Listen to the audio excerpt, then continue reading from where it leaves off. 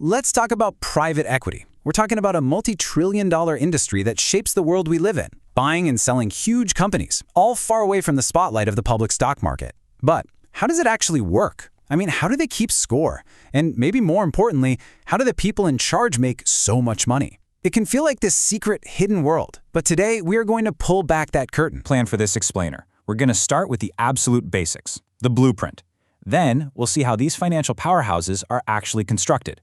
After that, we dive into how they measure success, and then, we get to the part everyone's curious about, how the managers get paid.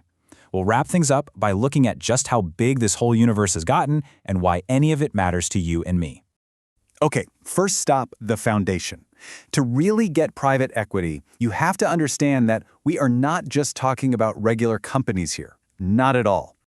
You see, as our source material lays out right in Chapter 1, all this complexity is there for a reason. It's not an accident. Every single fund is like a custom-built machine, a very specific legal and financial structure designed to hit certain goals for its investors and managers. And that often means navigating the laws and tax codes of a dozen different countries at once. So, if they're these complex machines, how do you actually build one? Well, let's take a look at the key decisions and the actual building blocks that go into putting a private equity fund together.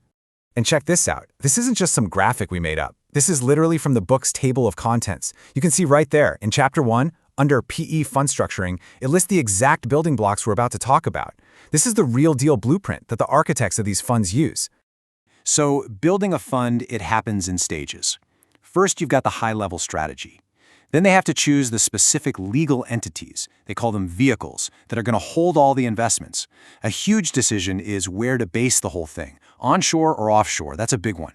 And finally, for the really complicated funds, they often combine different vehicles into these sophisticated setups, like a master feeder fund.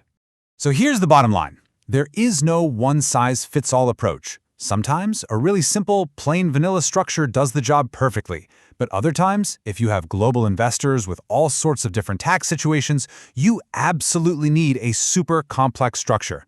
The design always follows the money and the rules. Okay, so we've seen how these funds are put together. Now let's get to how they're measured. Once a fund is up and running and it starts making investments, a really critical question pops up. How do you even know if it's doing well? And this is the central challenge, right? I mean, unlike a public stock, you can't just pull out your phone and check the price of a private company every single day. So what do? The industry needed its own yardstick to measure performance. And that yardstick is the internal rate of return, or IRR. As Chapter 7 of our guide explains, this is the main metric in private equity. At its core, it's a way to calculate the fund's annualized profit rate. And it's all based on when money goes in and when money comes out. But, and this is a big but, IRR is powerful, but it's far from perfect. The book actually points out some pretty serious issues. For example, say one fund doubles $1 million in a single year. That's an amazing 100% IRR. But what if another fund makes a 25% IRR on $1 billion over 5 years? Well, the first IRR is way higher, but the second one made hundreds of millions of dollars more in actual profit. So you can see how IRR, without the right context, can be easily misunderstood or even manipulated. Okay, now for the part I know you've been waiting for, the money. How do the fund managers, the general partners, get those absolutely enormous paydays? Well, it all comes down to a really fascinating concept called the waterfall. And we are not just guessing here. Look at this. Chapter 8 of our guide is dedicated entirely to this topic. It breaks down the nitty-gritty mechanics of carried interest. This right here is the engine of wealth generation for the whole industry. So first, let's define the prize they're all chasing. It's called carried interest, or just carry. It's the manager's cut of the fund's profits. It's basically their reward for making the investors a lot of money, and it's typically a whopping 20% of all the gains. But they don't just get that 20% right off the bat. The money has to flow through a very specific tiered structure that's called the distribution waterfall. It's basically a system designed to make sure the investors get their money first. So here's how that waterfall works, in 4 main steps. Step 1, every single penny of the investor's original money has to be returned to them. Step 2, they get what's called a preferred return, usually something like 8% per year on their money. Step 3, only after all that happens does the manager get to catch up and take their share. And finally, step 4, Any profit that's left over is split, usually 80% for the investors and 20% for the manager. Now, while we've been talking about the classic private equity model, buying a company, the term itself has grown to cover a huge range of different investment strategies. The universe is much bigger now. And you can see that right here in our guide's table of contents. The entire second part of the book is dedicated to this diversity. It's not just about buying companies anymore. The world of what's now called private capital is massive. And you can see just how broad it is right here. You've got these massive funds that do nothing but real estate or infrastructure. We're talking airports, toll roads, you name it. There's even private debt, where funds pretty much act like banks. They all operate under that same private, non-public umbrella, and each one has its own completely unique accounting challenges.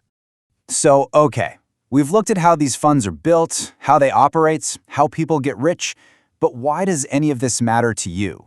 Well, it turns out this seemingly secret world is way more connected to our everyday lives than you might think. The author dedicates her book to the accountants in this field, and listen to how she describes their job. She says their task is very challenging and that they have to make many judgment calls. That really tells you something about the stakes, doesn't it?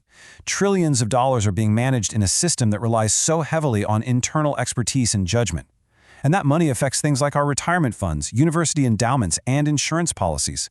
And this, right here, is the crucial connection. Who is actually investing all this money? It's not just a handful of super wealthy people.